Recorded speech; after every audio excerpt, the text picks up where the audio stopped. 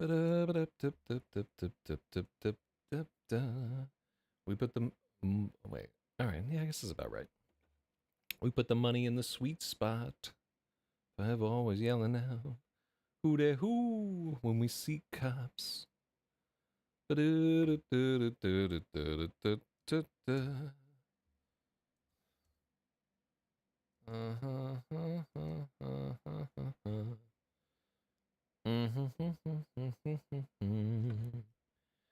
right, cool.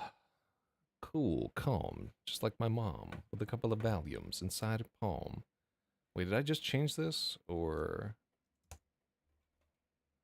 Wait, let me take a look at the last stream that we did. That will give me the answers. Let's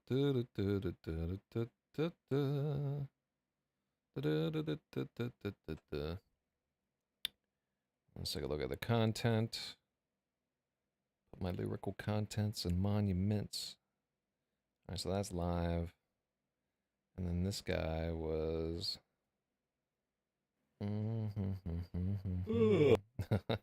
I see myself here.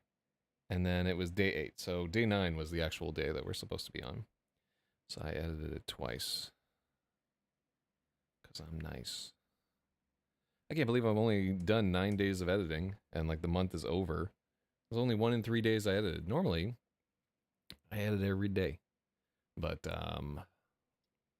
they don't want us to complete our mission. All right, let me let people know that we're doing this here. Alright.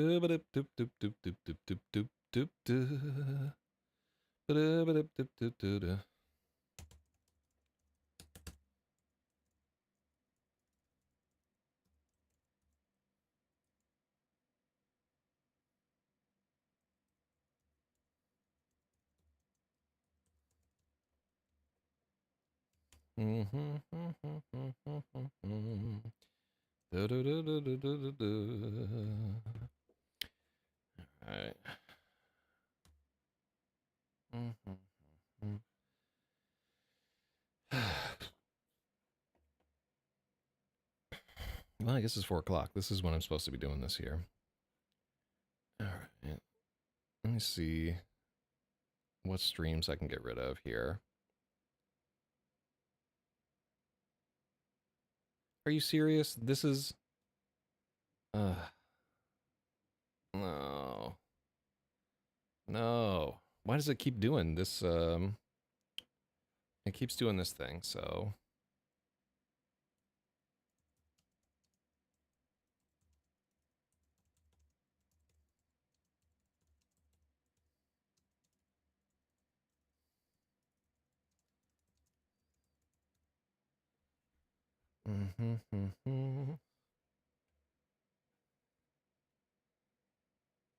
Yeah, I don't understand why, let me just delete this guy. Delete. Alright, cool. And edit event. Alright, maybe this works. Maybe it don't. YouTube Studio. Alright, let's go to live.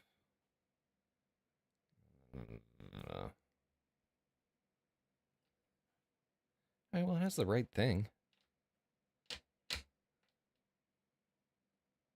Wait, am I even on this thing? Yes.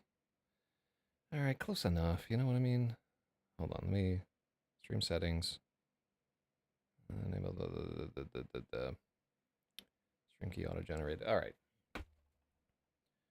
Enough. Either it works or it does not. Oh, what's up, Agatha?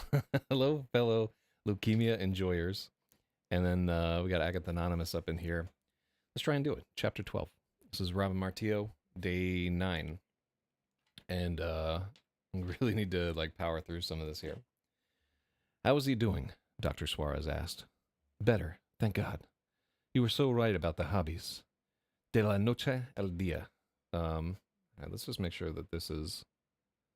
It's night and day. So a couple of things. One, the period should be outside of the sky. And what do we do? I just want to make sure that we don't have two Dr. Suarez chapters separated by like one diary chapter. Okay, it's not. It felt like we just heard from Dr. Suarez, but Dr. Suarez is kind of like a non-character, and I don't know how strong the diary chapters honestly are. Let's take a look. All right. Here, let's consult the Oracle, if this is even...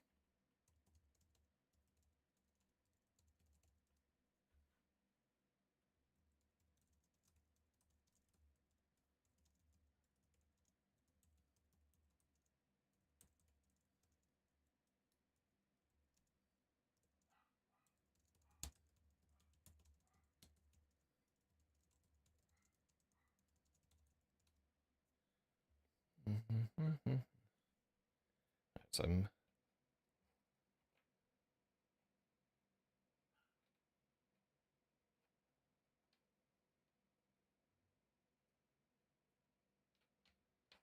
como del día a la noche. Okay. I'm going to go with that. Yeah, that seems about right to me. Let's take a look. Uh-huh. Let's see. Ba, ba, ba, ba, ba, ba. I'm still doing the thing where I'm trying to not curse, and if I do, I'm going to wind up spending more than Sloth did just on this non-cursing thing.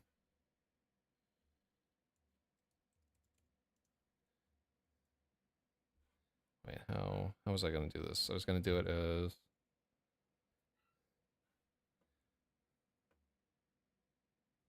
Como del día a la noche. And dia has that slant to it. That I guess makes it dia. Okay. Yeah, it's funny. I think normally in this expression we would como del día a la noche. Let me see here.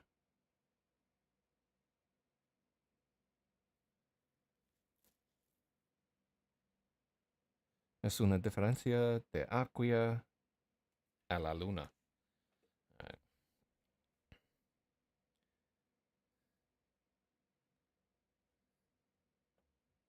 Cambio de la noche a la mañana. Let's see. All right. Yeah, this is one where I'm going to leave it in the hands of somebody who actually speaks Spanish. ¿Cómo frijoles? Sloth asks how I had a terrible weekend. Women are to blame. And it's been a rough day, actually, too, there. But I have a whole month coming up where there are absolutely no women in my life whatsoever. None. I'm literally moving to a gay convent. Got my shirt on. There we go.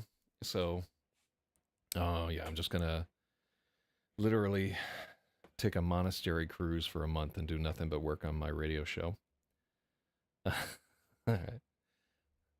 Como del día a la noche. All right, and so como needs to be...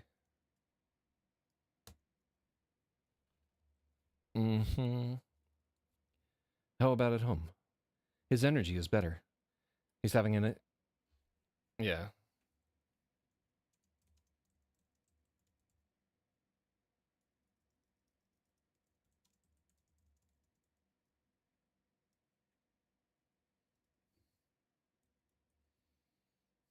Mm-hmm.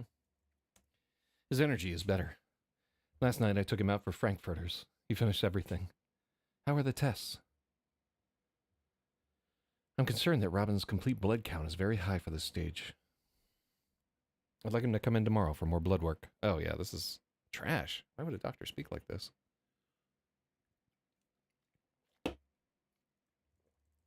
I'm concerned.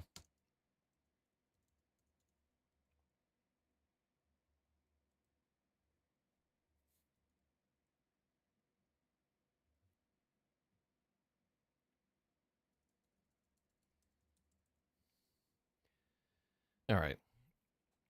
So his energy is better. Last night I took him out for frankfurters. He finished everything. How were the tests? Let's say he ate everything.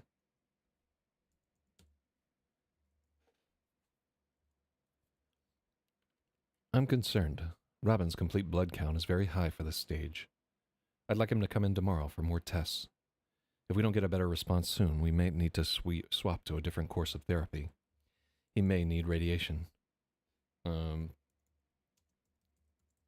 may need radiation treatment.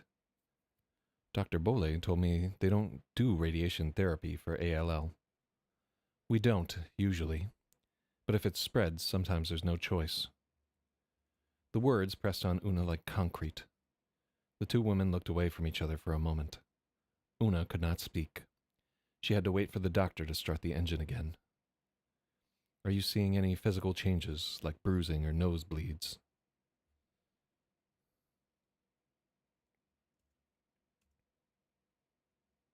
I'm finding more hair in the drain.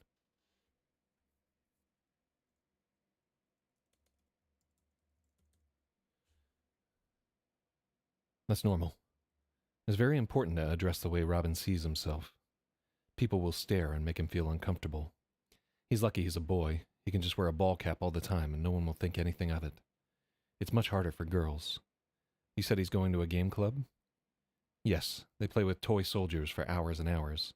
Even the older boys. I don't know why they aren't getting jobs, starting families.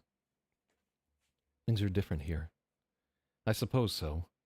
The important thing is he's found some friends and he's happier. Do they know about his diagnosis? Dr. Suarez, well. Una thought about it. Yeah, okay, so we have a dialogue tag there, just because it's like ping-ponging back and forth between the reader. And it is, IMO, sometimes helpful to just be like, oh, okay, dialogue tag here. This is what's taking place. Things are different here. I suppose so. The important thing is he's found some friends and he's happier. Did they know about his diagnosis? Dr. Suarez asked.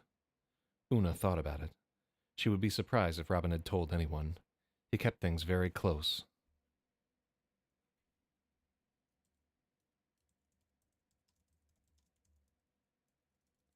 No, I don't think so. But anyone can see he's sick. You might mention something to one of them, so it doesn't come as such a shock. Boys can be very cruel at that age. They had better not be. Una's eyes flashed with wrath. Okay, so that's a period there. Do you know the person who's in charge of the club? Yes, I know the leader, Duncan. A nice boy. His family owns the store. They have a real racket going on. You wouldn't believe what those little soldiers cost. I can imagine. My son is into model trains. I don't even want to think about how much he's spent. He's got a whole room for them. It drives his wife bonkers. Men love to have little things under their thumb, to feel like they have power. Una shook her head. How's that different from chess? Dr. Suarez smiled. Chess is pure. It strengthens the mind. It doesn't cost anything. You don't even need the board. No reason for those to be... Una blustered a bit.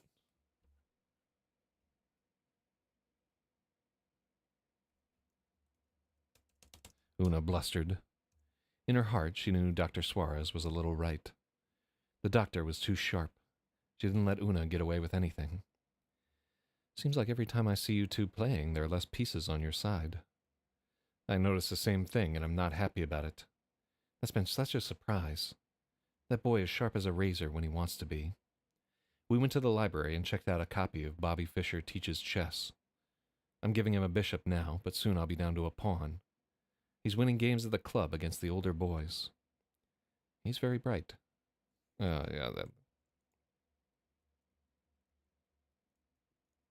He's very bright and tough. His energy is better than what the tests indicate.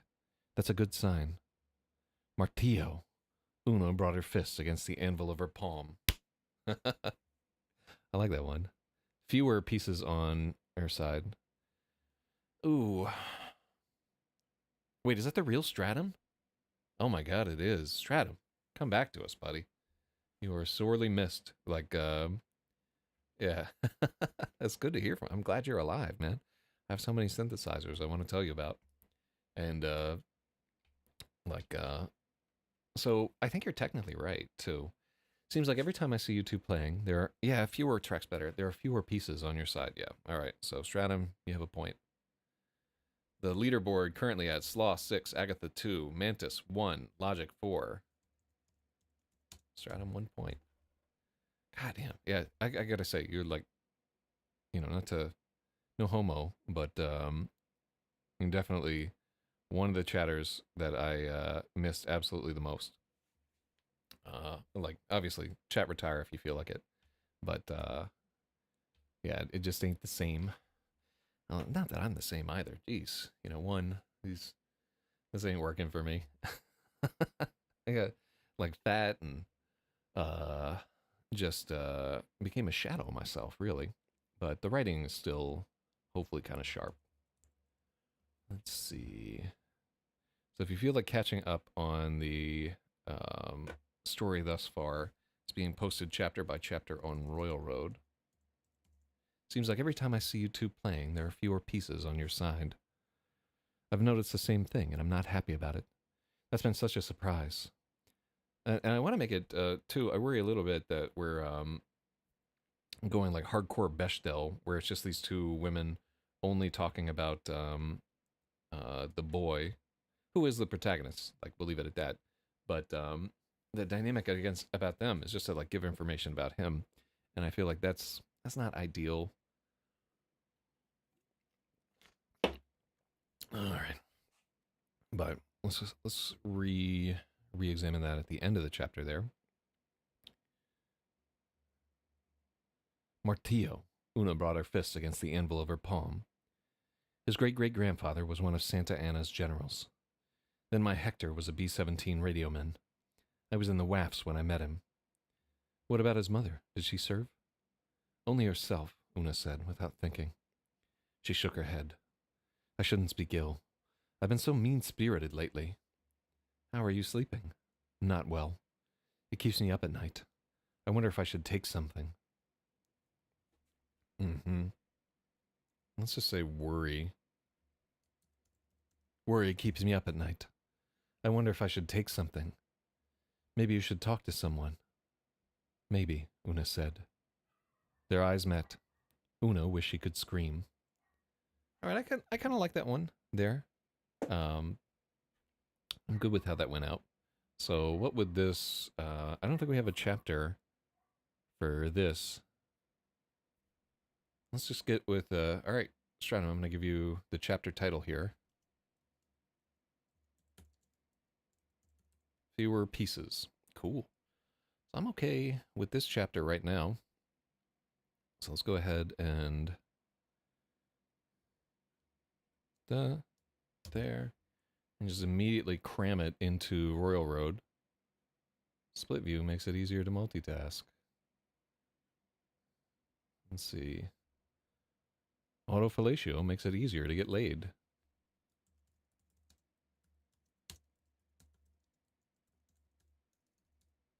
Nice.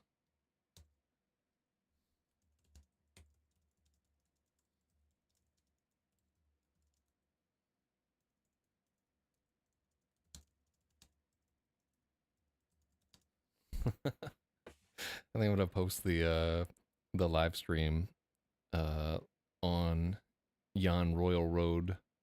Let me see. Is this the right one? There we go. Nice. I see the notebook you mentioned like 2 years ago is used for the cover. Yeah, check it out. I got here, this guy right here. Yeah, I guess I was working on this thing like 2 years ago. But I don't know if we ever edited it or posted it on stream. I have literally been working on it for like 2 years straight. And I think I'm going to do a different cover where it's like all like dice and painted figures and stuff like that, just kind of scattered across the top of one of those notebooks or something. Just the current cover, I don't know, it lacks flair. There's a certain je ne sais quoi that's missing. Yeah. Let me see. And it's not getting good traction, I guess, on the whatever. So the interesting things with this guy, Stratum, is that like all the money I raise, like doing the stream and so forth, is going to the Leukemia Research Foundation. And then if the book sells anything at all, I'll donate some portion of the proceeds to it. I don't want to say what before I actually do it. And then every time I curse on stream, I have to donate $1 to the thing. Here we go. Publish chapter. Nice. And if you're out there and you're watching this and you have clicked through this stuff on Royal Road, please review this 5 stars. It makes it easier to find new readers. Or don't, frankly. I don't. Oh, I like this one here. So this is another Una chapter here. But there's like one part of it.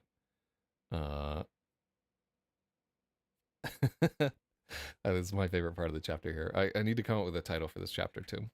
So chapter 13. Just one more hour was 3 hours ago. The clock radio was tuned to DJ Bobby Box on KQEO. Dreams by Fleetwood Mac began to play, in perfect time with the Kit Kat clock. Una frowned. She wasn't much for this new music. Oh my god. How many spam bots do these idiots have? It's like 1 million of them. I'll just block them all. I don't give a damn. Let's see. Just one more hour was 3 hours ago. The clock radio was tuned to DJ Bobby Box on KQEO. Radio. Dreams by Fleetwood Mac began to play, in perfect time with the Kit Kat clock. Una frowned. She wasn't much for this new music. She couldn't get up to change the station either. She'd come to the tricky part of the painted bunting, where red, green, yellow, and blue met at breast, wing, back, and crest. She squinted and soldiered on. The birds were so demanding. A whole night of painting, and they'd barely scrape together minimum wage. Worse, the church would only pay if their birds met. This is no good. The birds were so demanding.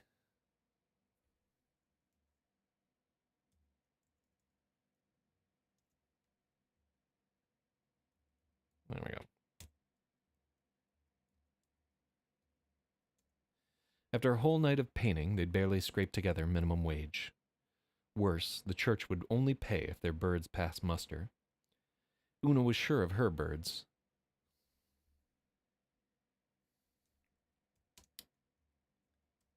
Even her practice bluebird was up to snuff. Wikipedia claims that Kit Kat clock is spelled with a K for clock. Is that for real? Hold up. Yeah. If this is a troll, it's a good one.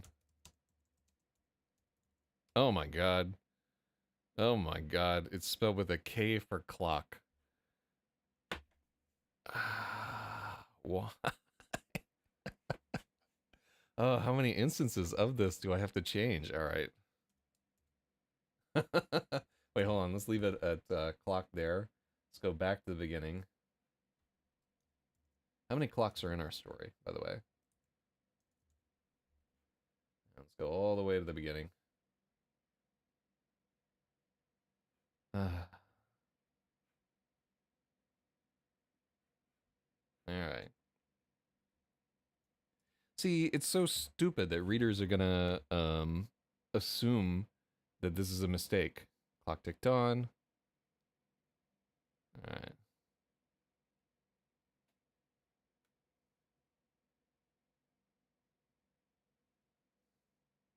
Set as a clock. Clock radio. All right. So just that. That's not too bad. Yeah, I think everybody knows like what those cats look like from TV, but few people ever own one or had to exist with it there. All right, that is like a number of edit points that you're gonna get, but sadly I can only give you. Honestly, all right, I'm gonna give you 2 because I think I had to change this in at least 2 places, but I'm not gonna give them to you going forward. Yeah, we only use the K when Kit Kat is also mentioned on the same line, right? Yeah, like the rest of the time. Let's see. Yeah, all right, so we're on board there.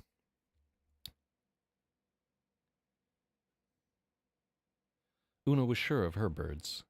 Even her practiced bluebird was up to snuff. For Robin's efforts, not so much. His bluebird was blotchy. The color was off on his cardinal, and the goldfinch he'd labored over was a good effort at best. It wasn't for want of trying. He just needed time to practice. He just needed time. The thought drummed on in her head as John McVeigh's bass line. I think it's John McVie. I would assume, yeah. I don't think I've ever heard anybody say his name out loud. The thought drummed on in her. Just, by the way, the reason why we picked Dreams for Fleetwood Mac is one of very few hit songs that are at 60 BPM. So it's like synchronized with the clock. Let me see. The thought drummed on in her head as John McVie's bass line droned on. No, that doesn't work.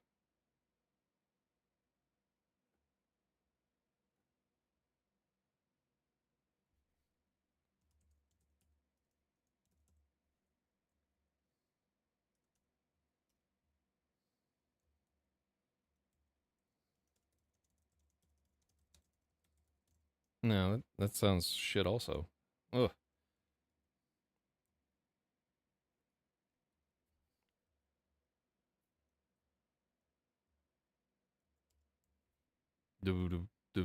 It's not a, you couldn't say that it twanged in her head, because it's not a twanging bass line. I mean, every bass line twangs, it's just, you know what I mean.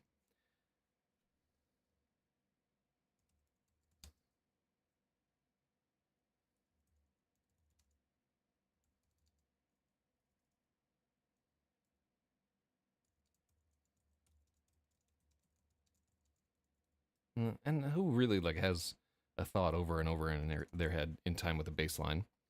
This is the kind of thing that sounds clever when you're like writing it out, but reading it, mm-mm.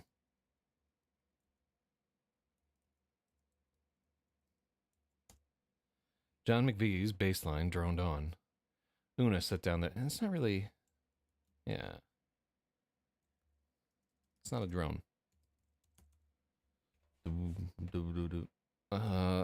Thrum is not right either. Rolled on. Rolled on. Una set down the bird, and like part of the problem here too is like we say earlier that she's not much for this new music. But why does she know the name of John McVie? If this is like, I don't know. It's not partial omniscient here. Whatever. We'll come back to that later, but yeah, it's not so good.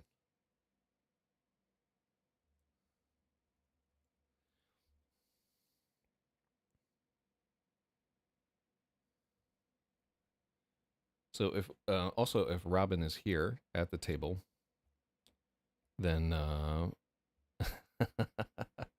I know, right? It's like sighting a rare bird of some sort.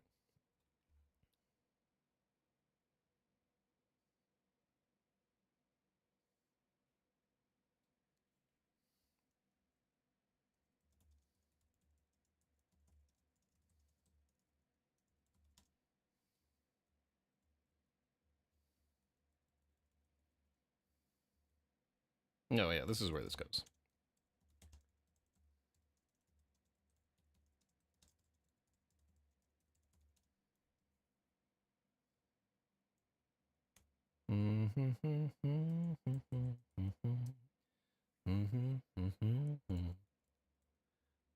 Well, that's not dreams.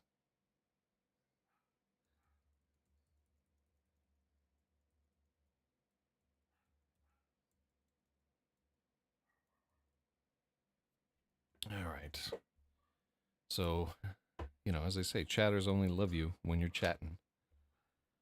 Mm.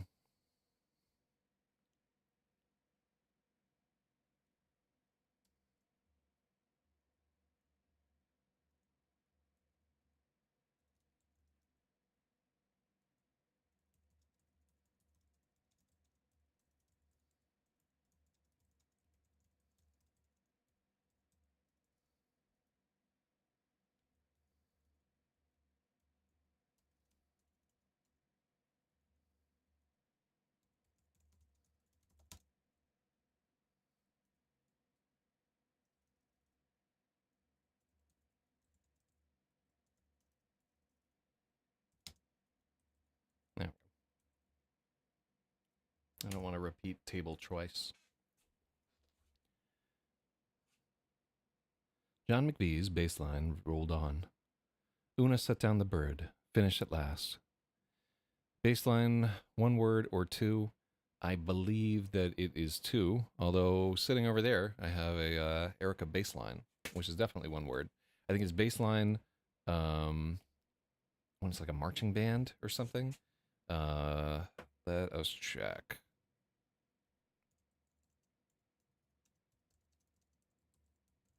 Baseline or baseline. Both baseline and baseline are correct. Baseline is more common in published literature, where baseline is frequently used in digital media and by musicians. The distinction is often semantic rather than functional. Baseline refers to the specifics with a space, refers to the specific sequence of notes played by the bass instrument. Baseline is used as a compound noun to describe the part itself, the genre, or the general concept. So I think here, baseline separated is worth noting, but definitely worth investigating. And yes, I also often see and use it as one word, but in this case, the space is appropriate. It's especially appropriate because this is period literature, and the combining into of those two nouns into a compound noun happens later. I think it happens later than, well, I don't know when it happens later, but oh, all right, let's look at the engram. Now I'm interested. This is how I get distracted, by the way. All right, let's see. I think engram viewer is the greatest. All right, so I'm going to say that baseline with no space overtakes baseline in 1995. When does it happen? It has never overtaken it. So baseline is in 4 orders of magnitude more common, but without the space. Or baseline with the space is 4 times more common, but it's trending downward as of maybe the first slope that it had was in about 2013 or so, and now it's trending downward. And baseline, as like a compound noun, is trending upward, but it's still, let me see, much more common to have the space. Okay, so I'm happy with that. Super interesting. Compound nouns. I don't even know if a compound noun is a real thing. But I think when you mush 2 nouns together, it becomes a compound noun. I could be wrong, but I'm not. Let's see. Wait, who sang Victim of Love? Is it Jake Giles Band or something? All right, another Google that we need to do. Oh, I can almost see. Is it like maybe the Eagles? Don Felder. Yeah, it's the Eagles. It was on Hotel California. How did I not remember that guy? Came out in 1976. Just FYI.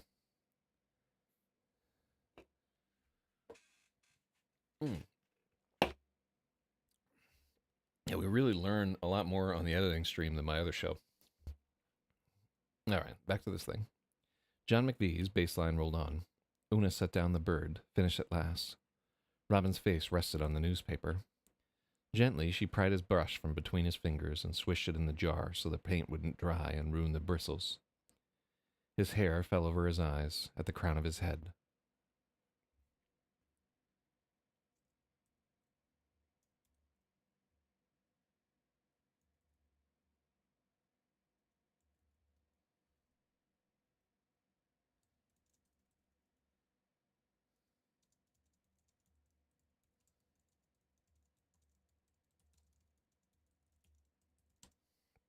At his crown, his hair had thinned into middle age.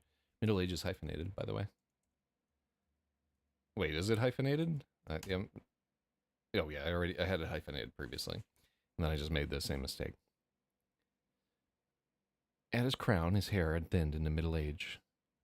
Tomorrow, she decided, and realized tomorrow had already become today.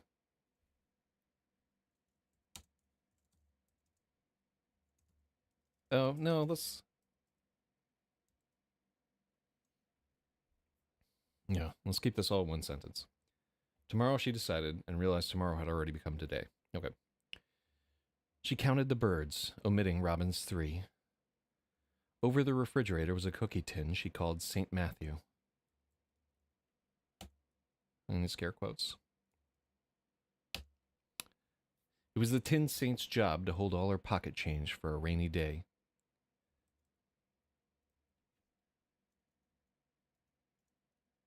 She took it down and whispered the so I call prayers novenas here, but that's not the word we want because novena is like super specific.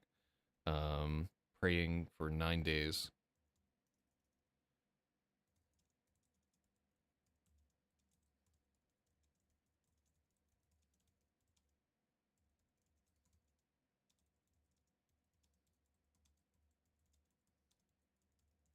All right.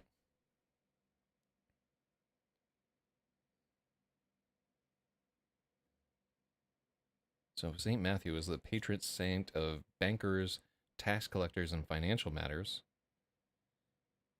Saint Matthew, you abandon your profitable tax booth to follow Jesus without hesitation. Guide my footsteps towards God's perfect will. Illuminate the decisions before me, and grant me unwavering courage to obey his voice.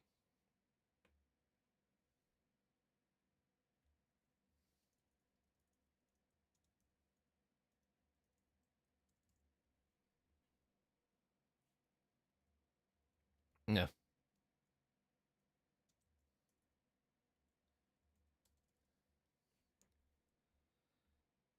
She took it down and counted the money, though she knew to the penny what was inside.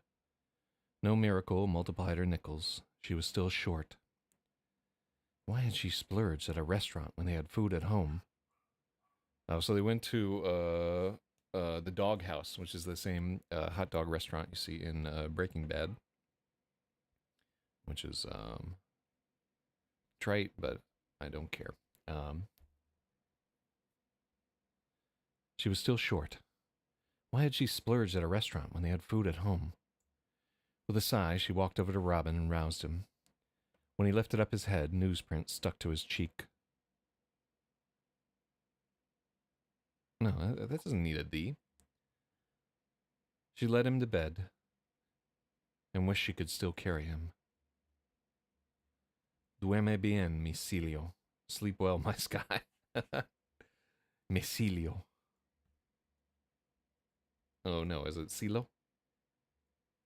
How do they say sky? I think it's just Silo. And I think, yeah, duerme bien. Una murmured and closed the door.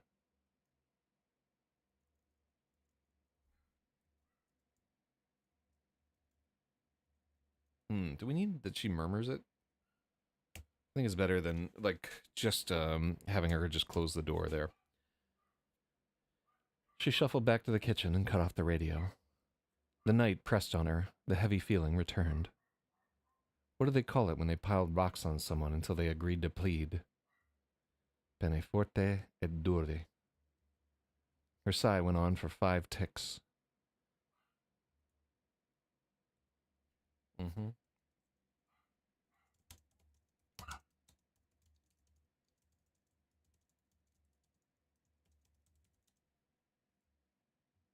Oh, we already knew. She let out a sigh that went on for 5 ticks.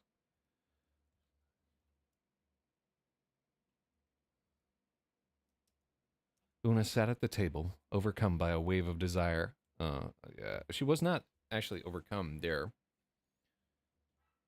Mm-hmm.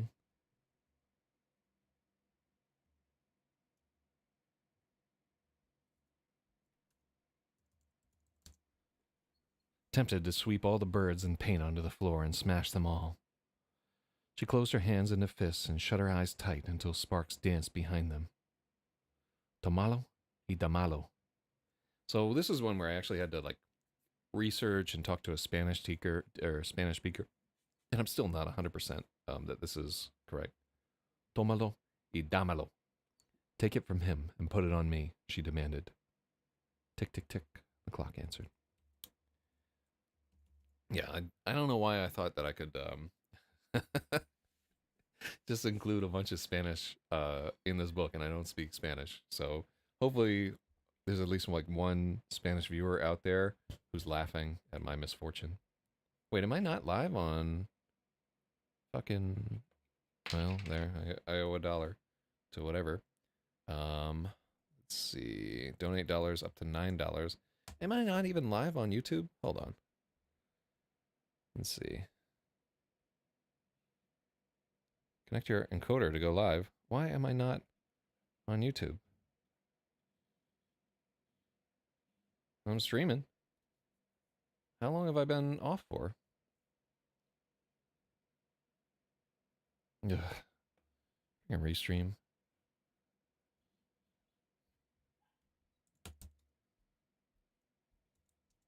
Oh yeah. Well, thank God for being live on YouTube. Okay, so Agatha is live on YouTube. It says that I'm not live, but what's really happening is that Restream is just a chunk of garbage. At least the chat works. And also changed my name to Restream. I should have sat down and like fixed this before this all started, but I didn't. But all right, well, thank you for telling me that it's live. That's even the real Stratum, by the way, and I know it for a fact from the YouTube identifier. So it's not a fraud. He's a real one. I think he's a moderator in the channel, so we know it's the real dude. Hell yeah. How you been, man? Like, I hope like work's not too crazy or whatever. Like, hopefully communism finally triumphed and now all is good. All right. So we swap POV to Robin here, and I'm glad, right? We really kind of overdo it a little bit with Una there. I would really like it if there was a Robin chapter here instead of her, but at least her chapters are pretty short. So maybe we can work through it there. Yeah, hold on, let me... All right.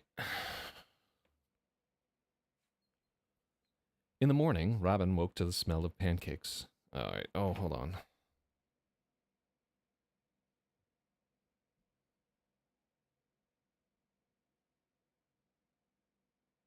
All right, there we go. I don't have to fix that right now. In the morning, Robin woke to the smell of pancakes. He had to force himself to go out and pretend to be happy about them. He'd used to love the smell. Now, pancakes meant treatment day because they came up easy. Gracias, Robin said as he sat down. De nada. Una's eyes were red. Robin wondered how late she'd stayed up. He looked around for the birds they'd painted. I don't think my birds are good enough, Robin said. Maybe I should prime and repaint them.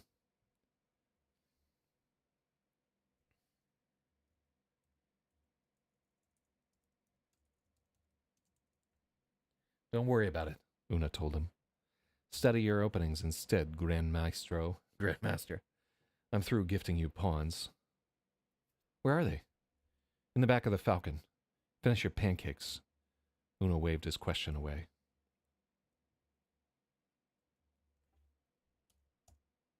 Okay. And we don't have a comma there. Going good. Wish I was in NYC for the Mamdani Revolution. People are so mad. It's amazing. It was just driving people crazy. And then he's got a lot going on too. They really, it could be the start of like a sea change where the Democrats force like a bunch of their old people out. But you know, been fooled before. I'm surprised that they haven't managed to like sink him yet. I think they're just gonna wait until about a year and a half into his thing and then just slime him with something. I don't know exactly what, but we'll have to see. Like, I would love to have a window into the opposition research that people are doing right now. That'd be amazing. Let me see. Don't worry about it, Una told him. Study your openings instead, Grand Maestro. I'm through gifting you pawns. Where are they? In the back of the Falcon. Finish your pancakes. Una waved his question away. It stuck in his mind. He was worried Father Domingo would accept the bad birds just because he was sick and they felt sorry for him.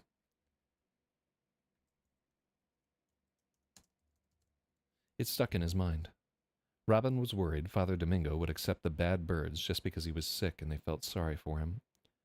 While Una was in the shower, he slipped out of the car.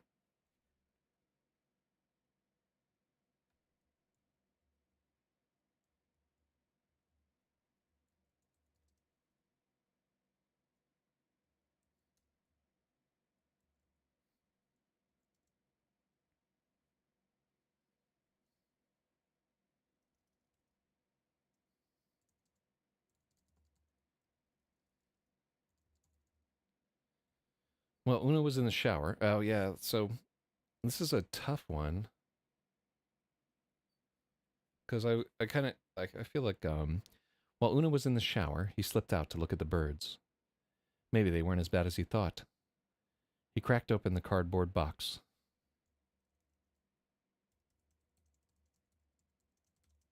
So this is wrong because like it's a station wagon. It doesn't have.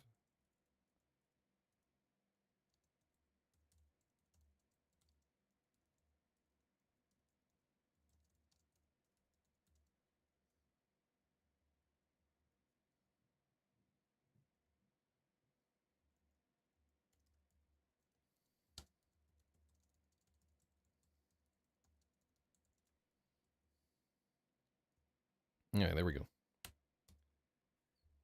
All right, so this is our big reveal here. So we're trying to like smooth that paragraph, so that this particular part works out there. It stuck in his mind. Robin was worried Father Domingo would accept the bad birds just because he was sick and they felt sorry for him. While Una was in the shower, he slipped out to look at the birds. Maybe they weren't as bad as he thought. He peeked in the cardboard box. They were all perfect. Una had stayed up all night and repainted its birds. Damn. So this is pretty good. Let's see. All right, and this one is. I wish I knew for a fact that. Here, let's check it with the oracle here.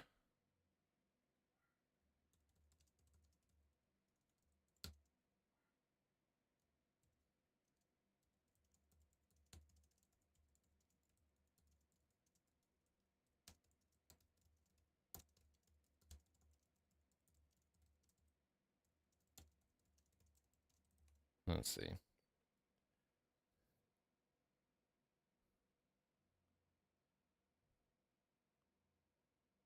Mm-hmm.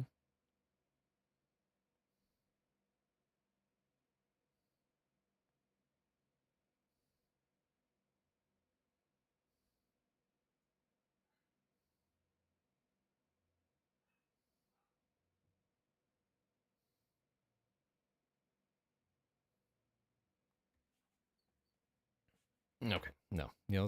Let's just do that. So I need a title for this chapter. Let's just do dreams.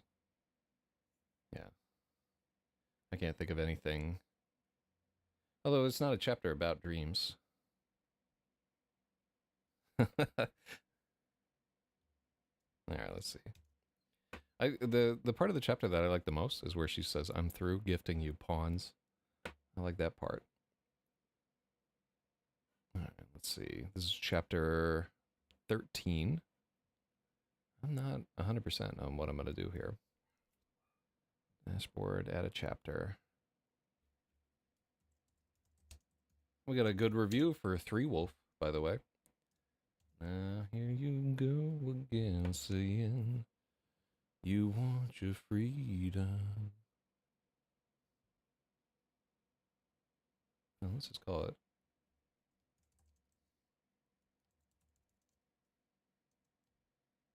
Let's see.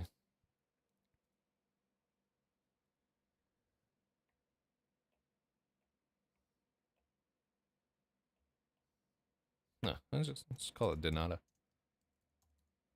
Cool. Cool. Did I publish the other chapter? Or did I just save it as a draft? All right, previous chapter.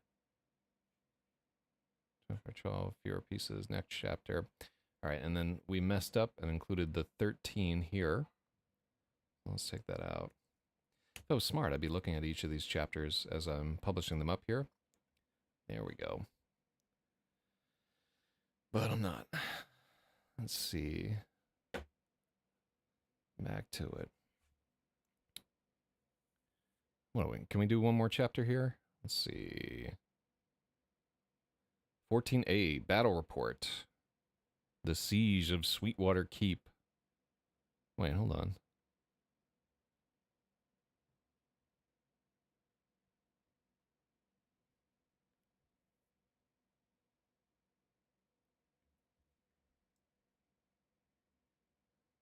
Yeah, this doesn't fit, right? So here's the Siege of... This takes place, like, way later. Oh, yeah. So this is not the Siege of Sweetwater Keep. Yeah. Oh, that's all. This is not the Siegewater Keep. This is the Miracle at Macamill.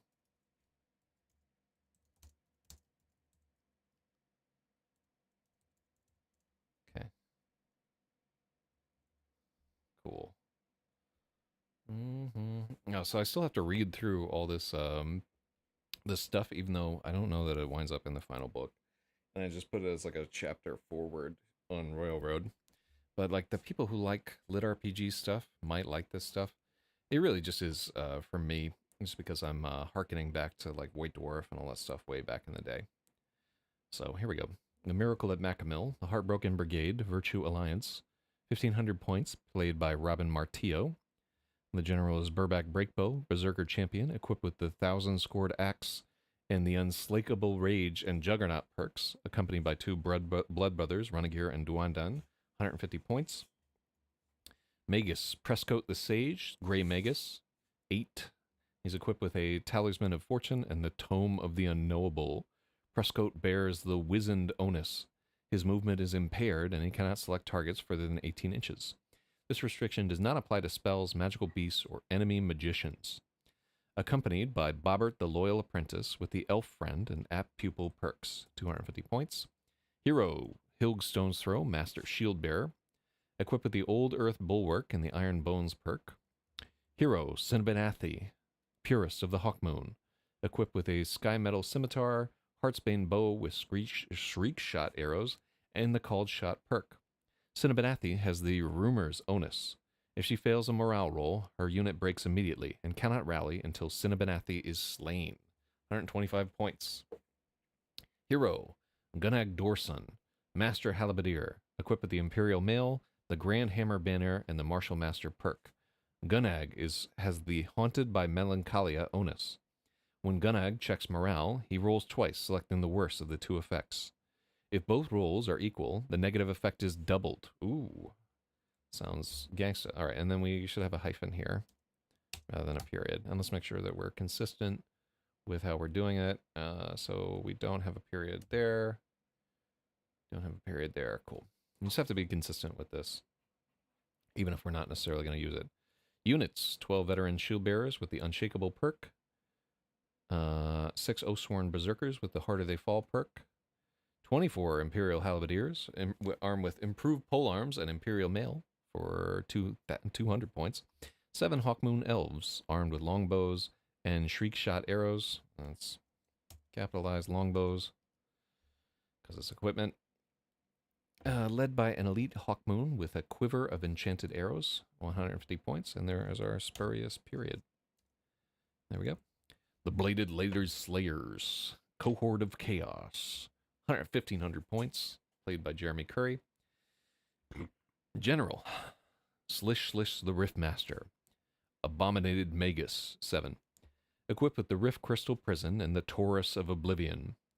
With the Planestrider, and these should be italics. With the Planestrider and Shadowcaller perks.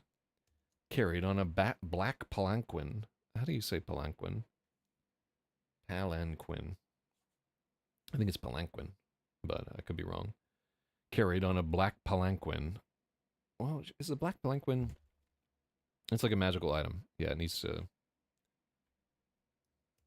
Carried on a black palanquin by 4 flesh golem servitors. 350 points. Damn, it's spendy. Magician, the Summoner Coven. The Summoner Coven, 3 witches. 4. Equipped with the Conduit to Rune, Mark of Chaos. The Summoner Coven bears the Blind to Reality onus. 150 points.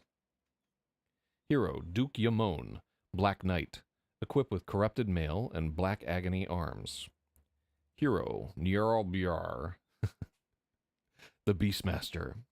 Equipped with Dominator's Mace and the Dogs of War and March of Pigs perks. Hell yeah.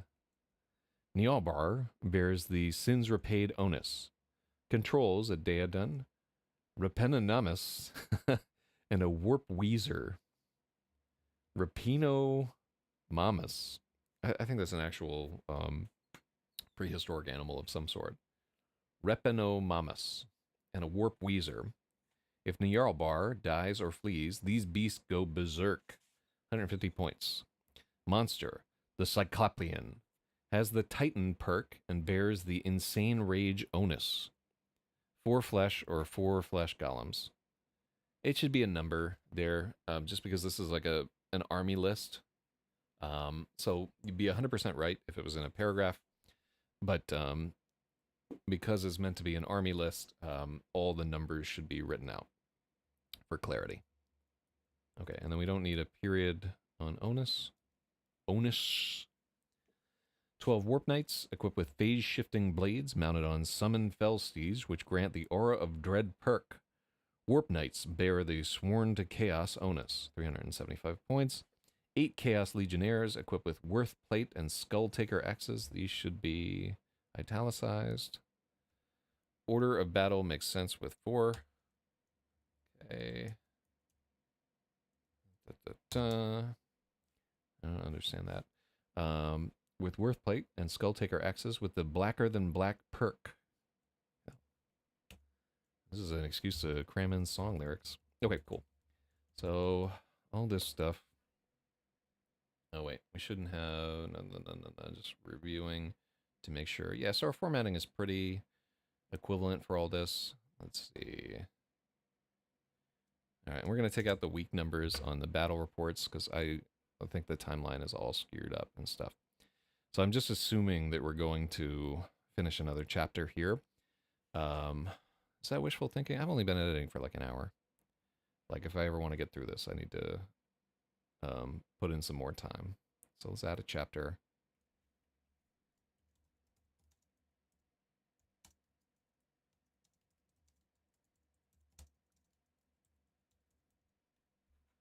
Okay. All right, and then I got to take out all these.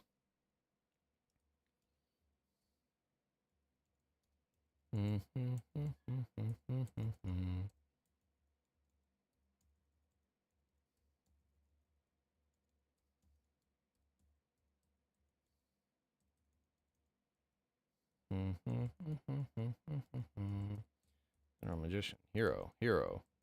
Up. Look at this.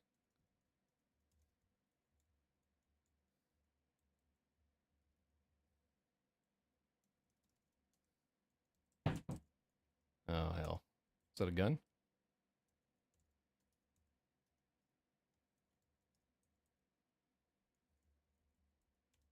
There you go. And hopefully, let's just make sure that we did all this in capital too. Units. Okay. And then we don't have a general, heroes, units. Okay, we do not have a colon on units. And the other one. Oh, Chaos Legionnaires. Okay, cool. All right, cool. Well, they barely have any units here. And then, yeah, they have like nothing. Okay. Yeah, they just spent all his guys on whatever. All right, so hold on. Save draft. Cool. Just in case we don't make it through here. I don't want to have to reformat all this again. All right. I like it. And if I was smart, I would make these updates in this as well. There we go.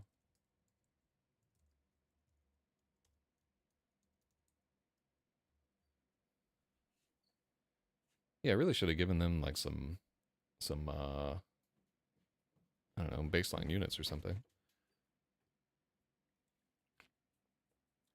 But I did not. All right. Chapter 14. So, if you're just tuning in, wait, is that a little dog? Hachi. Come here, buddy. Come here, little dog. Come here, buddy. Come here. Come here. Come here. Come here. Aww.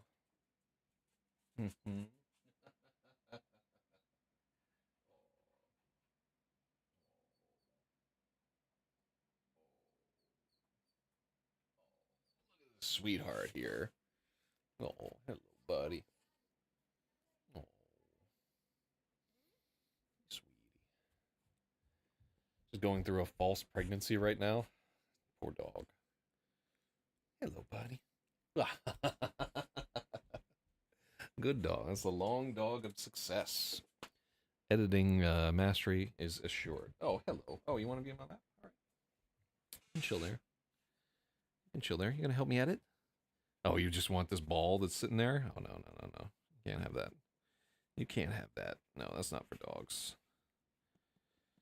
If you give her a ball, she'll just, like, bark constantly until you play with her for, like, 8 hours. Look at this guy. Look at this guy. All right, upstairs. Upstairs. Upstairs. Go, go, go. Upstairs. Oh, she can't understand why I'm not giving her the ball. Okay. Upstairs. Go, go, go. Scoot. I gotta edit, buddy. Oh. That's... Oh, it's so sweet. What are you up to? Oh, man, am I gonna have to chase this dog out of here? All right, hold on. Let me... Let me go retrieve this dog. I'll be back.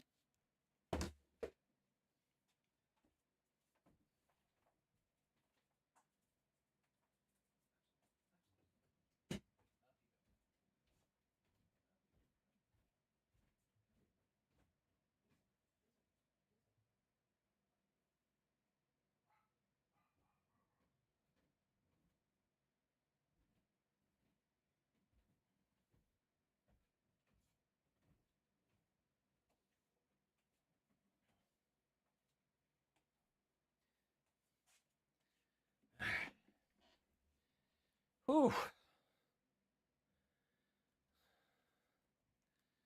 She's a good dog. She deserves like a longer walk today. I did not take her out enough. It's my own fault.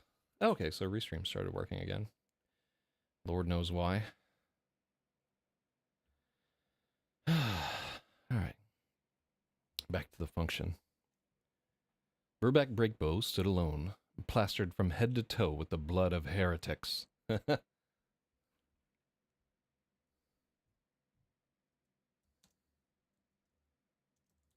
Burback Breakbow stood alone. He was plastered from head to toe with the blood of heretics. He turned as his rage ebbed, looking for more foes, but all had fled. The Chaos Legionnaires... how do I misspell Legionnaires so many times? I should have never included Legionnaires in my storyline. If I couldn't spell it, like, correctly. Burback Breakbow stood alone. He was plastered from head to toe with the blood of heretics. He turned as his rage ebbed. He turned about.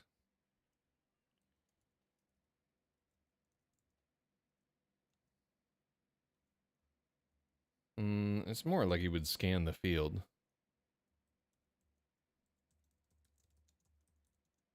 He scanned the field as his rage ebbed.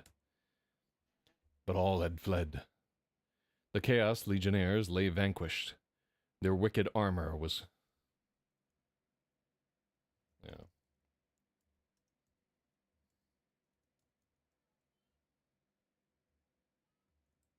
Their wicked armor was cracked apart by dwarven axes. Phosphorescent ichor hissed beneath the slain fell steeds. Wary, the other leaders edged closer to Burback Breakbow. Their faces were awash with the... No. This is supposed to be ham-fisted, but not this ham-fisted.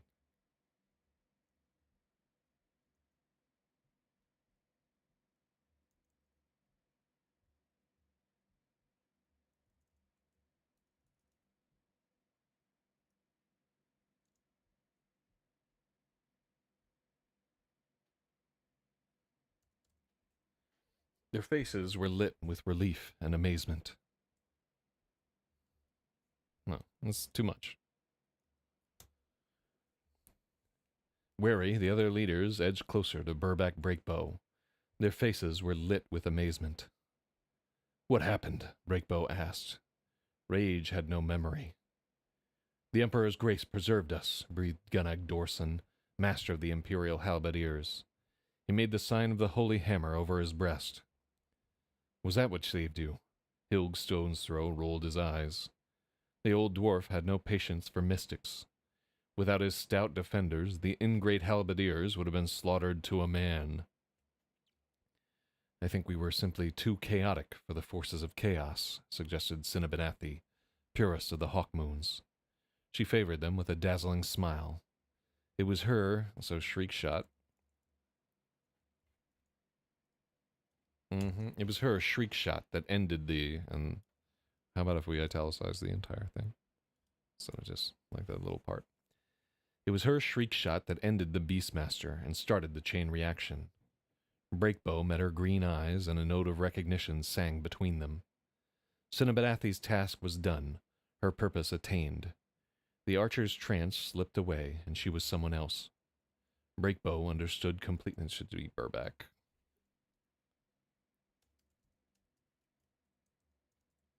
It was originally called Barack. Shoutouts to Obama, but I didn't want to make this book too political.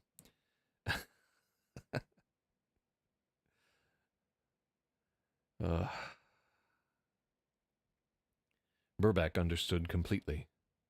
Only in these blood-soaked moments after battle did he ever feel at peace. Hilg Stone's Throw did not miss the moment. His teeth ground in disapproval. I don't know what happened, but I'll tell you one thing, it'll never happen again. We used up a lifetime of luck in a single battle. You're no general, Burback Breakbow. Never claimed I was. Burback met Hilg's stare, eager for a reason to scrap. Hilg quickly looked away. Breakbow's cheeks burned with shame. He could not...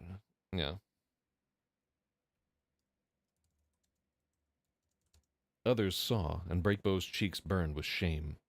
He could not let his rage master him. Brother, you are right, Burback admitted.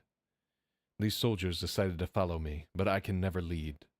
When the madness takes me, I take chances no force can afford.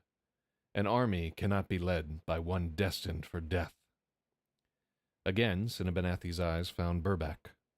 She was an odd one. Elves were seldom so bold. What of you, Presscoat? Jesus. And just the number of ads is ridiculous. How have they not gotten around this? I feel like 20 minutes with Claude could fix this problem. I'm telling you, man.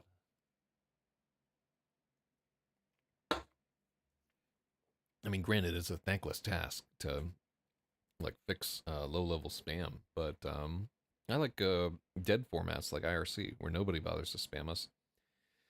And if they do, they're so weird and out of touch that it's kind of like a inadvertent comedy.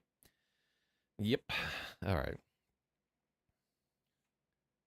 What of you, Presscoat? Hilg pressed the sage. The ancient wizard shook his head. His once magnificent robe was smudged with dust and blood. It would be a mistake. My mind is laden with the histories of 1,000 defeats. They all turned back to Burback Breakbow. He waved his hand over the fallen filth. Oh, this sounds terrible.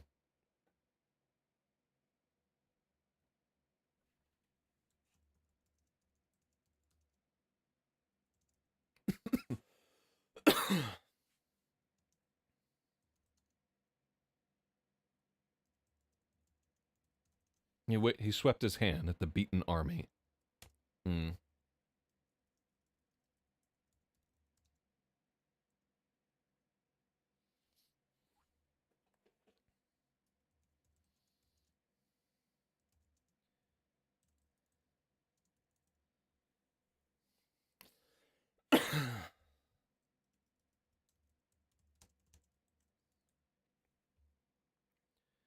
They all turned back to Burbeck Breakbow.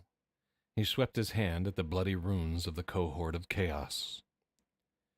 This battle is but the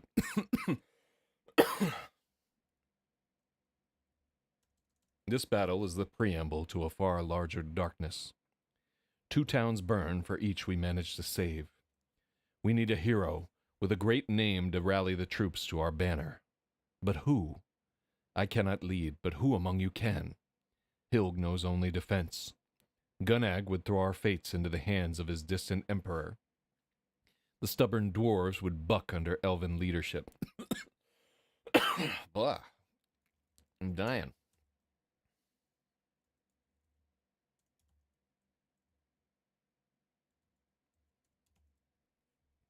The haughty elves would never serve beneath us. Cinnabanathi raised an eyebrow.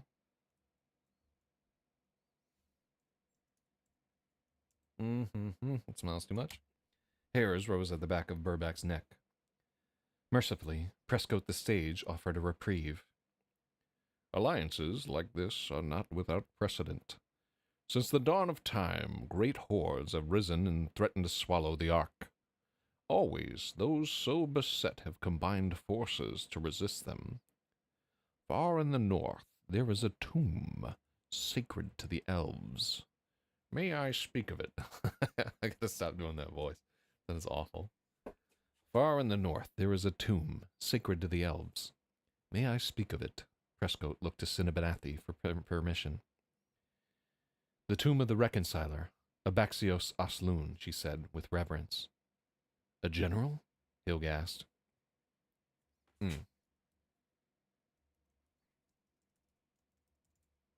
Gunag asked. So we do Gunag instead of Hilg, because Hilg should know who this is. They're dwarves, they're old, they're supposed to be more schooled in the lore of the world. A diplomat. Long before there were dwarves, Abaxios united the 3 kingdoms of elven kind with words alone. He convinced them to rise as one against the world drakes. Together, we triumphed. But when the foe was overcome and the danger was done, the alliance crumbled into infighting. Heartbroken, Abaxios forsook the world. Our queens still make pilgrimage to his tomb to reflect on his lessons. It wants me to type make a pilgrimage, but I don't know, it's like they're going on the Hajj.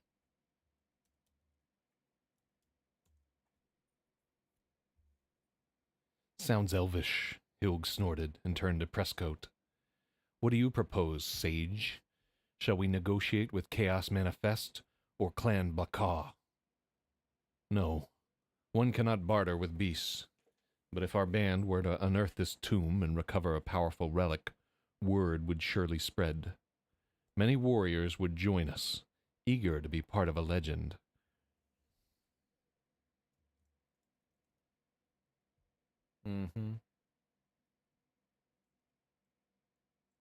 What's he doing here? Prescoat proposed.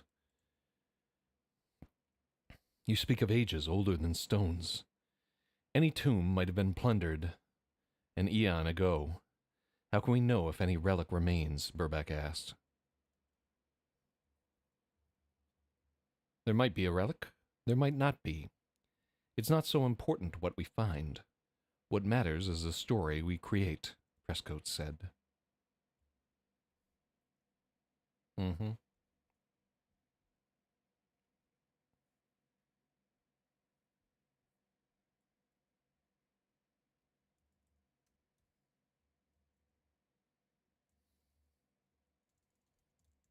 Prescoat grinned. The leaders looked at each other and nodded. Desperate times. Okay, cool. I actually like this setup here.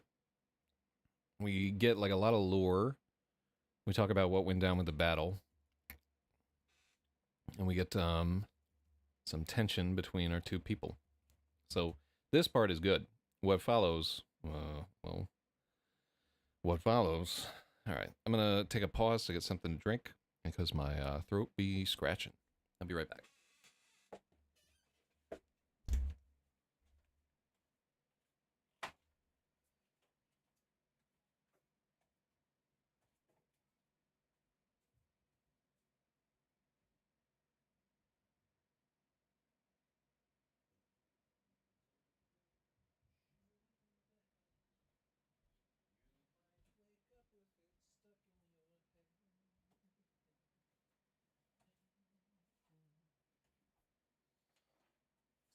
Time's up.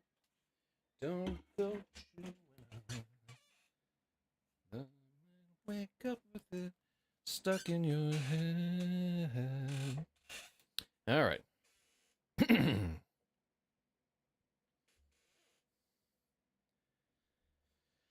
All right, cool. This isn't a three-part chapter, right? It's like come in, chapter 13. Okay, and that's the miracle at Macamil. Cool. Desperate times. I like it. All right, and then from here we jump into the game club. No way. There's no way. Jeremy looked down at his dice in despair. The entire club broke into howls of delight. Robin had expected to lose his first game, especially when he saw he was facing Jeremy's Riftmaster.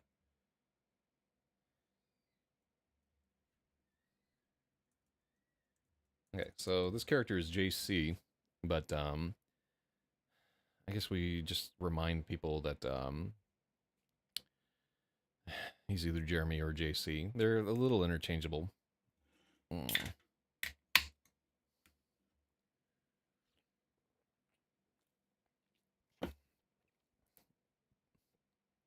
Robin had expected to lose his first ranked game, especially when he saw he was facing JC's Riftmaster. Since he added Slish Slish, JC had climbed to number 3 on the leaderboard. Worried, Robin asked Duncan and Vlad, Robin had asked. Worried, Robin had asked Duncan and Vlad for advice before the game. They were in agreement. Robin probably couldn't win. Chaos was cheap this season, almost as bad as goblins. Once the coven got going... Oh, Eovan? What am I doing? Eovan. Robin probably couldn't win. Chaos was cheap this season, almost as bad as goblins. Once the coven got going, it was almost impossible to overcome the flood of demons. Should demon be capital? Yes. Let's do it. It's a faction. Vlad opined it was just a way to sell a lot of Riftfiend figurines. JC had painted a whole case full.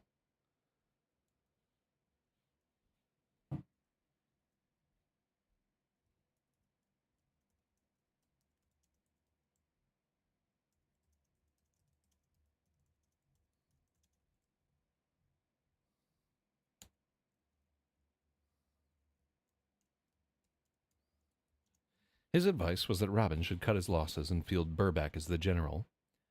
That way, at least JC couldn't take away his new press coat.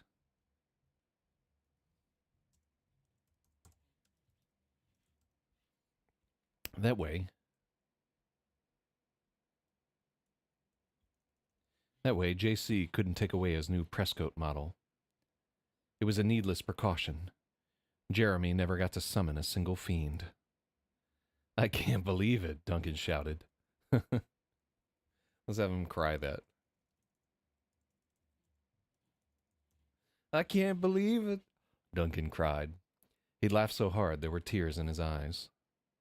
The other tables were vacant. All the other players in Duke Games had gathered around Robin's table to watch the catastrophic clash between the Bladed Ladies Slayers and the Heartbroken Brigade. It was the absolute worst run of luck any of them had ever seen.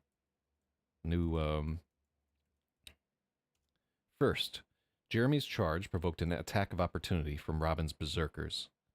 The Chaos Knights relied heavily on their aura of dread for defense, but the berserkers' fanatical morale negated it completely.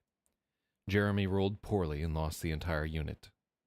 This triggered the First Blood perk, and the berserkers gained full rage immediately. They would gain an extra attack die every turn.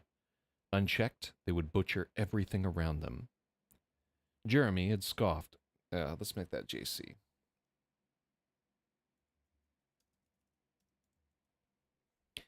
JC had scoffed when Robin's Hawkmoons targeted the Beastmaster. With his twin armor buffs from Dogs of War and March of the Pigs, it was highly unlikely the archers could even wound the elite character. The first 5 shots had no effect.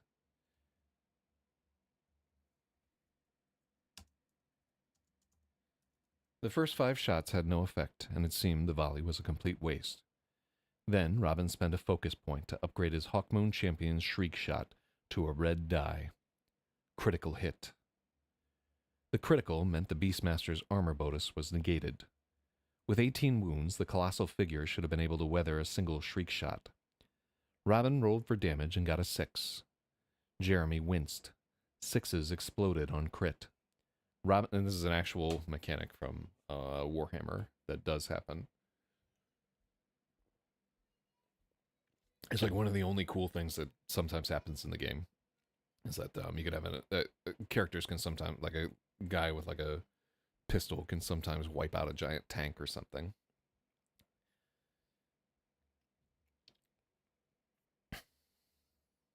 Robin rolled again, another 6. JC swore. That was the moment the whole room took notice. Robin rolled again. 6. Triple 6. Beastmaster down on turn 1. It was the worst possible time. All of Jeremy's units were still packed together in close formation. It wasn't unusual for a Cyclopean to go mad, putting the powerful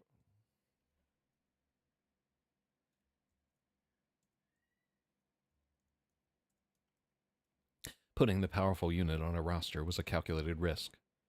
The Summoner Coven's failure was more surprising.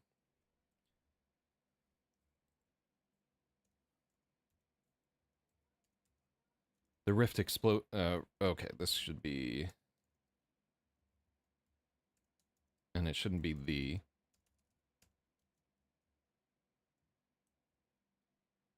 There. Rift implosion was the very worst result on the disaster table. And like I should just make a note to myself here that this will come up later in the story because they keep fighting the same fights over and over again. So the same units will appear later in the story, and I think there's another rift implosion. I just have to remember that I gave this a name and I like put some lore behind it there. It's hard to remember all these little pieces of a thing because it's been literally like 6 months since I've touched some parts of the story. And my memory is compromised from drinking and dinking, so just keep that in mind. It wasn't unusual for a Cyclopean to go mad. Putting the powerful unit on a roster was a calculated risk. The Summoner's Coven's failure was more surprising. Rift implosion was the very worst result on the disaster table. By the end of turn 2, the forces of chaos had destroyed themselves. The entire game room cheered when the Riftmaster's entourage lost a morale roll, and the palanquin bearers abandoned.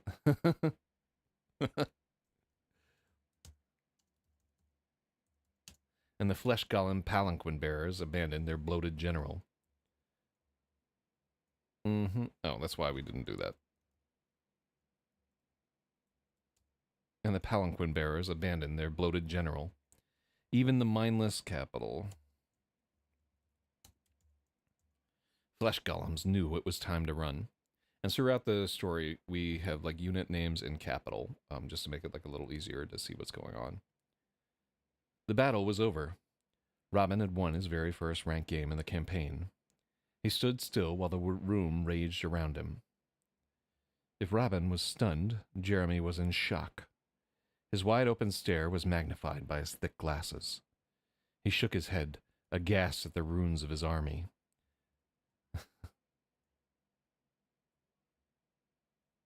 This is too much.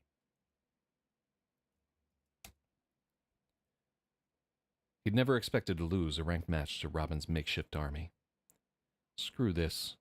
I'm going home, Jeremy announced. He opened his army case and began to pack the forces of chaos away. Oh? Will the Lady Slayers be forfeiting their next match? Duncan crowed. No, I don't feel good, Jeremy said. He actually did look a touch green. Let me see. He'd worked his way through a big bag of jelly beans during the disaster. I wouldn't feel good either if I got wiped by a newbie, Chuck Lawrence chimed in. Chuck was an Imperial Inquisition player. His flambeau, the heresy hunter, was in Jeremy's trophy case. He was the first to notice something was up and sidle over to soak in JC's undoing. You can't just bail because your army got trounced, Bill Wilson spoke up. He was a tall, pale boy with ginger hair and a bad temper. His Gorelord goblins were number 4 on the leaderboard. Bill and JC were scheduled to clash in the afternoon round of battles. Watch me. All around the room, eyes rolled. Robin got the sense this wasn't the first time Jeremy had done something like this. Duncan picked up Slish Slish the Riftmaster a moment before Jeremy could. What are you doing? Jeremy asked. That's mine. What are you doing? Jeremy demanded. That's mine. Was yours. You lost. Duncan's voice got official in a hurry. That's not even a regulation army. He doesn't have a real general, Jeremy hissed. He does now. You were happy enough to pick up a ranked match against a brand new player to pad your stats. Now you pay the pewter price. That's okay. Why did I do this? Let's take out the word enough. You were happy to pick a ranked match against a brand new player to pad your stats.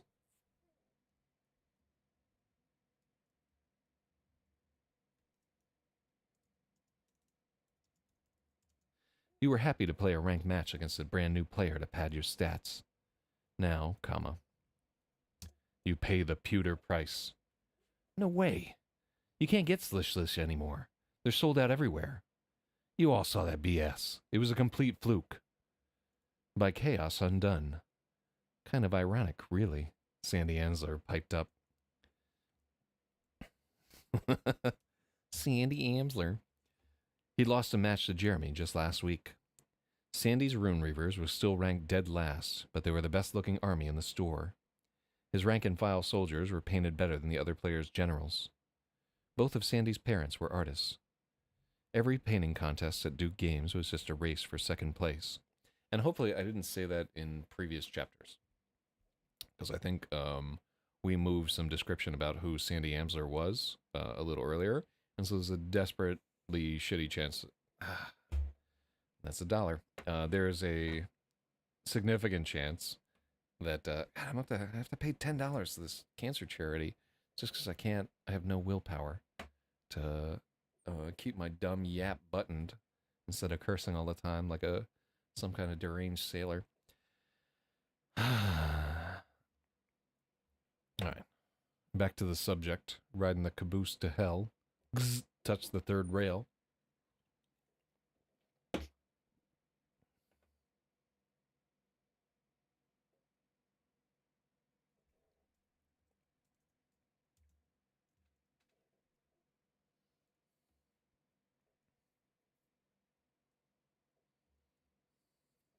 Everyone was looking at Robin, waiting for him to claim his prize. Robin remembered his first game with Jeremy.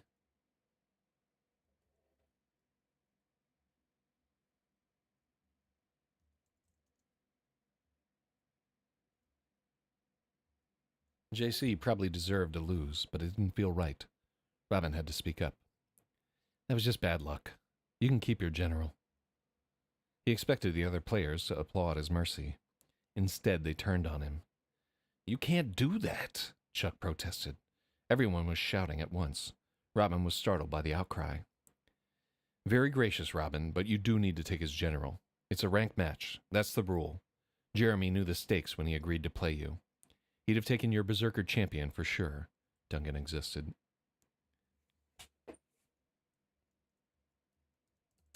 Duncan ruled. The other boys were all in agreement, except for Jeremy. Duncan was the campaign referee. It was his call. Now, comma, if Jeremy wants to trade you something to get it back.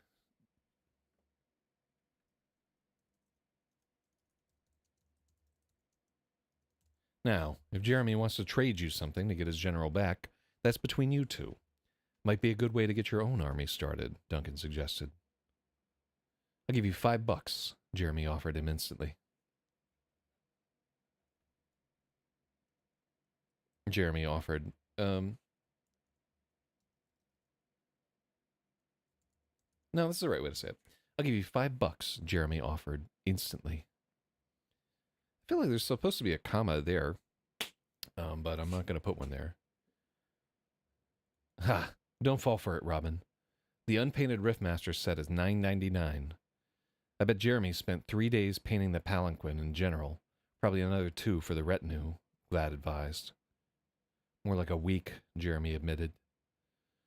The Riftmaster is out of stock everywhere. Chaos is hot right now, Duncan poured on. He tried to seem neutral, but it was clear he was loving every minute of this. $10, Jeremy raised. Robin couldn't believe it. $10. That was halfway to an army of his own. But only halfway. Robin glanced down at the makeshift army. He had an idea. How about this? I'll give you your Riftmaster back, Robin dangled. Behind his thick glasses, Jeremy's eyes bulged. He wanted it bad. So this is just a regular dash, and it needs to be an M dash. Why did it stop doing M dash? All right. Well, I can see the right dash here. Copy and paste it. I don't understand why it does that. In exchange, you give me Duncan's Gorthar, Chuck's Flambeau, and Sandy's Rune King. 3 for 1? No way, Vlad scoffed. So this should be Jeremy here. Jeremy scoffed. Well, this Riftmaster's pretty good, right? And hard to get. Maybe I'll just build my own Chaos army with it, Robin bluffed. Be my guest. Hope you roll like I did, JC bluffed back. Or, if you trade me those three, here's what I'd do. I'd trade you guys, your generals, back for these junk units. That's Duncan's Berserkers and Shield Bearers, Chuck's Hawkmoons, and Sandy's Halberdiers. Holy crow, what a swindle. Sandy shook his head. This kid's out for blood. I mean, you don't use them anymore, right? They're just leftovers, Rodman.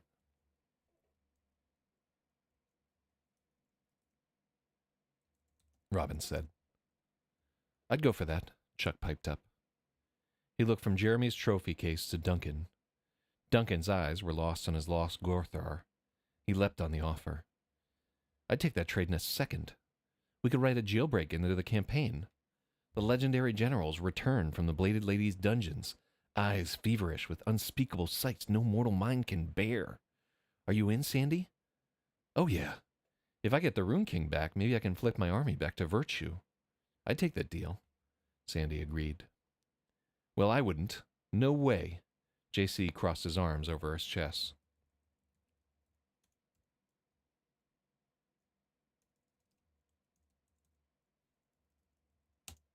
There was a heavy thunk.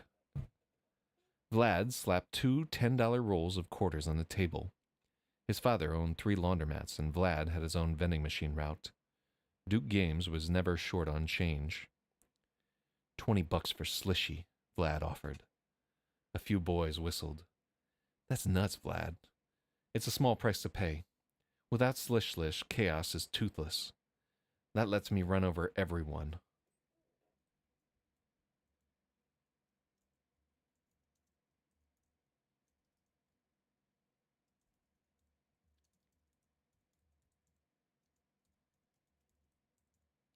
That lets the Black Claw Horde run over everybody.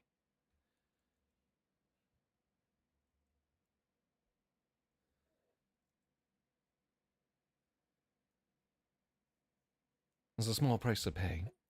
Without Slish, chaos is toothless. This lets the Blackhaw horde run over everyone, Vlad said. Crafty goblin, Duncan clapped.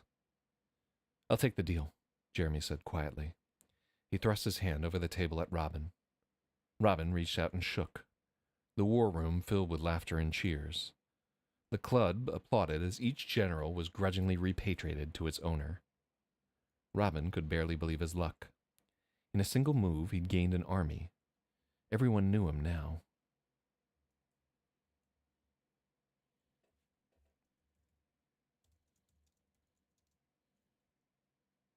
Yeah, we don't.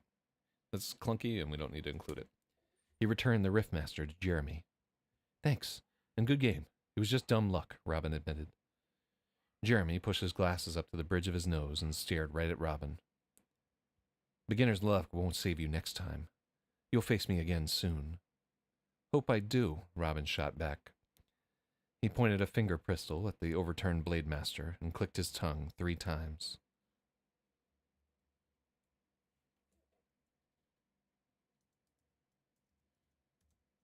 "666. The war room oohed. All right, that's not too bad. A little Karate Kitty, but I can live with this. Cool. So that's. I'm gonna name this chapter 666. Actually.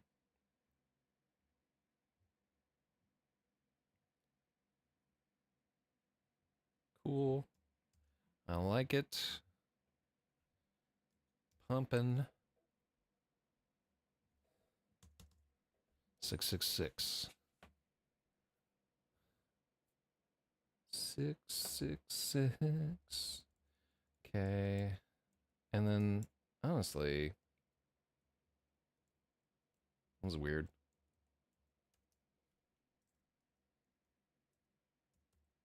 Yeah, there we go. We had some weird thing. That should be in italics. 666. The war room oohed.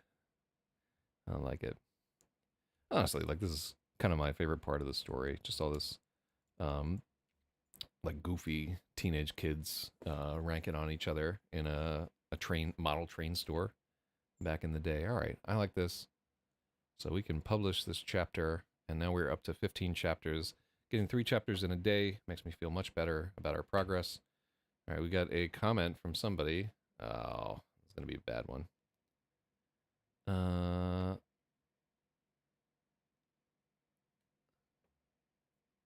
I read your story and I loved it. It has all the ingredients of a hit visual series. We worked on several adaptations and have some specific ideas in mind that could really make your story stand out. We have a lot of creative directions in mind for your plot, so please reach out to us at delissabrooks31@gmail.com as soon as possible so we can discuss the vision and potential steps. We are eager to hear from you soon so we can share our portfolio and show you what we bring to the table. Don't miss out on making this something huge. We are waiting for your message. Why would I need direction on the plot? The story is written. Here. Let's see. I believe this content is spam.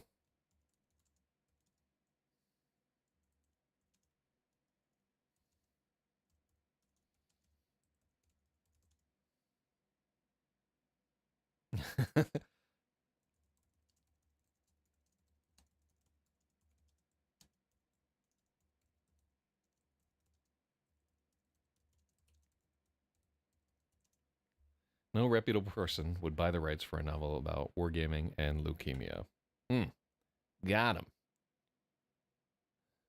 Yeah, I was getting one of those similar ones on another chapter that I put in. So let's take a look at this user. I guarantee they have no reviews, no nothing. They joined today at 4:17 p.m.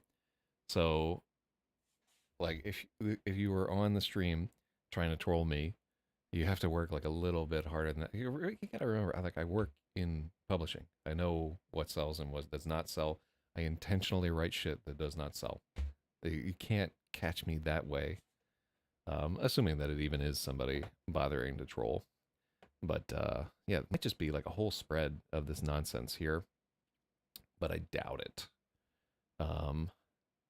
I'm more lean towards that some idiot trying to troll me off of IRC, just because so few people are watching this that it's not worth the time to spam. So just FYI, like that's not a hard one for me to figure out there. But it's more also somebody from IRC wouldn't be dumb enough to like post a Gmail there. They would buy a domain like Octo and really make something out of this. So I don't know. There's a few people that are stupid enough to try that. I guess I'm enjoying it there. All right, and for the next one, we have to. What are we at? Oh, 5:38. All right, well, let's stop there, and I'm gonna go eat spaghetti, 15 pounds of it, by my reckoning. And tomorrow I will be back to work on this some more. Really like how this is shaping up, to tell you the truth. So next, I guess, is the Battle of Wintermoor Wall. Is that the stratum from Rachel Corey's Broke Ghost Brigade of Antifa? Right there. Mantis, was that you trying to trick me with the spam comment? Doesn't seem like your style. Let me see. Okay, yeah, so we have another fantasy chapter on top of fantasy chapter. Really difficult to like balance all these threads and like have this be like a readable narrative that somebody can go through. It ain't easy being cheesy. So who... Oh, I think you get to see that his next battle is versus Sandy Amsler. It would be kind of cool to have just a no. Okay, I'll track these fuckers. I've been away from my shenanigans. I have to give another $1 to the leukemia charity. $11 I owe right there. So shout out to Stratum for getting 3 edits in there. Hopefully I remembered everybody's edits. I think I had like Agatha, you didn't get anything today. I'm sorry. I know you tried. But whew, yeah, everybody's away from their shenanigans. Oh wait, must take the Phygocalariomum honest. Wow. This is, I don't even remember what this is supposed to be.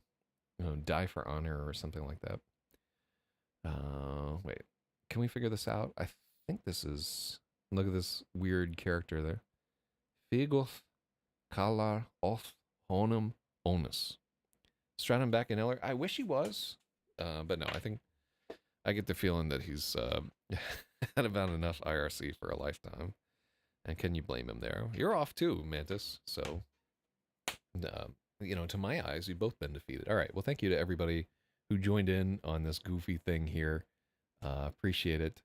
And best of luck with your endeavors. Tomorrow, I will endeavor to do this more. We are going to get this thing done. There are only 60 chapters of this guy. So we are a quarter of the way through. And in the month coming up, I am taking like a month off of work just to work entirely on my various shows and stuff. So hopefully this rinky-dink production will get a little bit better by then. All right. Thanks, everybody. I'm out.